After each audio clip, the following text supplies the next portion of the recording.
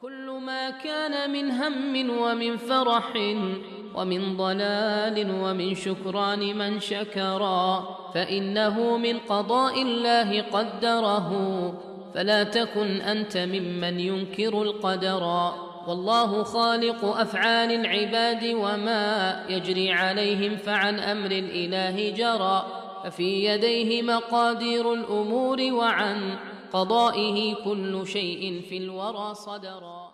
Before we begin, inshallah, I wanted to share something from the kalam of Ibn Al-Qayyim Al-Jawziyah rahimahullah ta'ala that he said in his kitab Ad-Da'u Dawa. Ad-Da'u Dawa is meaning the sickness and the cure, and it has to do with what we're studying here, knowledge and seeking knowledge.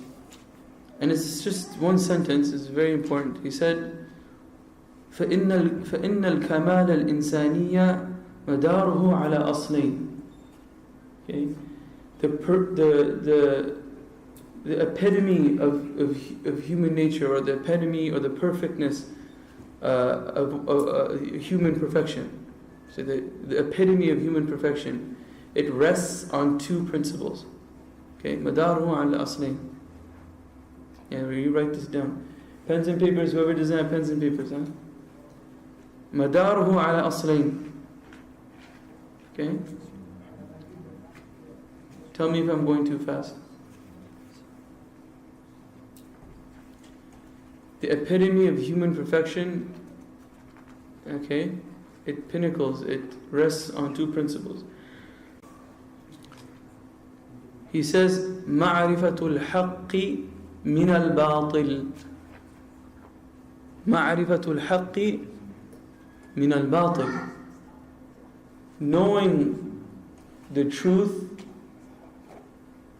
from the falsehood. معي يا إخوة? You with me? Knowing the truth from the falsehood. That means you have to also know the falsehood. Okay?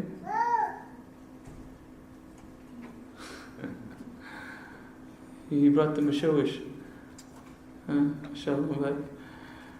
So, knowing the truth from the falsehood would necessitate also that you need to know the falsehood. Okay? Right? That's the first principle. So knowing the truth from the falsehood, being able to distinguish between the two. And then he said, وَإِيثَارُهُ عَلَيْهِ. Meaning that you put the truth before the falsehood always. Whether that falsehood is your father, your mother, your son, your daughter, your tribe, your country, yourself. أولا وآخرا. That's your number one enemy, is yourself. Yes? So, معرفة الحق من الباطل, knowing the truth from the falsehood, being able to distinguish between the two, which would necessitate a knowledge of the truth and a knowledge and understanding of falsehood. Right? وبضدها تتبين الأشياء كما قال الشاعر. Like the poet, he said, and by opposites things are become clear. If I say what's white, you say it's the opposite of this. Right? What's cold? You say the absence of heat. Right? So when you want to know something, you can know it conceptually, but when you know the opposite of that thing, it also makes that thing more clear, because you know what it is and what it isn't. So, for example, Allah says, لَيْسَ كَمِثْلِهِ شَيْءٍ وَهُوَ السَّمِيعُ الْبَصِيرُ. So you know what Allah is and isn't. Understand? And this you will see it constantly throughout the deen. La ilaha illallah. Huh? Allah subhanahu wa ta'ala says in Surah Al-Baqarah, after Ayat Al-Kursi, لا إكراه في الدين قد تبين الرشد من الغي. Huh? Who knows it? فمن يكفر بالطاغوت ويؤمن بالله. Whoever disbelieves. So the mu'min, he disbelieves, he empties himself from everything other than Allah, then yu'min billah.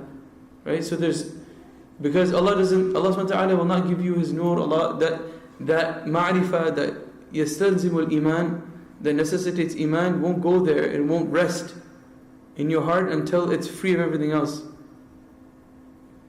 Yes? So you'll see this all the time. There's always a negation, affirmation, negation, affirmation. And you're going back to... So these are two principles that the perfection of the human being rests upon these two things. Knowing the truth from the falsehood, and always placing the truth above and beyond and before everything and anything. Okay? Always, always, always. And it goes back to what we were discussing yesterday, and we discussed the day before, and I will be sprinkling it over the next few weeks, every time that I talk to you, is the importance of seeking knowledge. Right? Your ability to perfect yourself as a human being rests on this. How zealous and how enthusiastic are you in seeking knowledge? Cleansing yourself. The word in Arabic for learning is what, my brothers? For the ones who know Arabic. What do you say? What do you say when you say I'm learning something? Ata'allam, another word. Talib al-ilm, another word. La. When you go to madrasa, what do you do? Adrus. Adrus. Tayyib, adrus. The word comes from darasa yadrusu. Darasa, dal, ra, sin. Okay? The word itself, the essence of its meaning, doesn't have anything to do with learning. Yeah? The Arabs use this word to mean learning because it has a principal meaning. The principal meaning is what? Darasa yadrusu is to wipe out, obliterate, erase. That's what darasa means. When Umar bin Abdul Aziz, rahimahullah ta'ala rahmatan wasi'ah, sent a letter to the different leaders and the different heads of state of the cities within the Khilafah at that time, he sent one to Medina. And he said to the leader of Medina at that time, he said, "Uktub al-hadith." Right? "Uktub al-hadith, uktub hadith Amrah." She was Amrah bint Abdul Rahman. She was the student of Aisha radiallahu anha. She's one of the greatest muhaddithin of our tradition. It was a woman. And then he says, he said to this man, فَإِنِّي أَخَافُ دُرُوسَ الْعِلْمِ وَذِهَابَ أَهْلِهَا أو أهله كما قال رضي الله عنه. Right? I am afraid, أَخَافُ دُرُوسَ الْعِلْمِ. Who is afraid of the learning of knowledge? No, he was afraid that the knowledge would go away, would obliterate, would become lost. Okay? So this is what it means, darasa yadrusu. Why do you think that the Arabs use this word to mean learning? Keeping that meaning in mind now, that linguistic meaning. Wiping out ignorance? Wiping out ignorance. Ahsant. Aywa. You're going to say the same thing? I think that's... Yeah, wiping out ignorance is one wedge, is one angle you could look at. Anything else? What's the word? What does wiping have to do, or erasing have to do with? Aywa, removing dust, maybe. What do you do when you start to learn? When you first begin to learn, what do you do a lot? Practice, but also you read. What is the man who, for example, I'm just teaching you how to read and write, for example. What's going to happen when you first alif, ba, ta? Oh, he goes through lots of hardship. Sure, but what does he do when he writes? He's going to يخطئ كثيرا. He's going to make mistakes. When he makes the mistake, what is he going to do? He's going to erase it. So he said, الإنسان الذي يخطئ كثيرا ويدرس كثيرا يدرس كثيرا. He's going to make mistakes. You're going to make mistakes. Right? And so you're going to erase, you're going to have to fix, you're going to have to readjust. That's the journey of Talib al-Ilm. You write, you erase, you assume and then you're corrected, and this is how it works.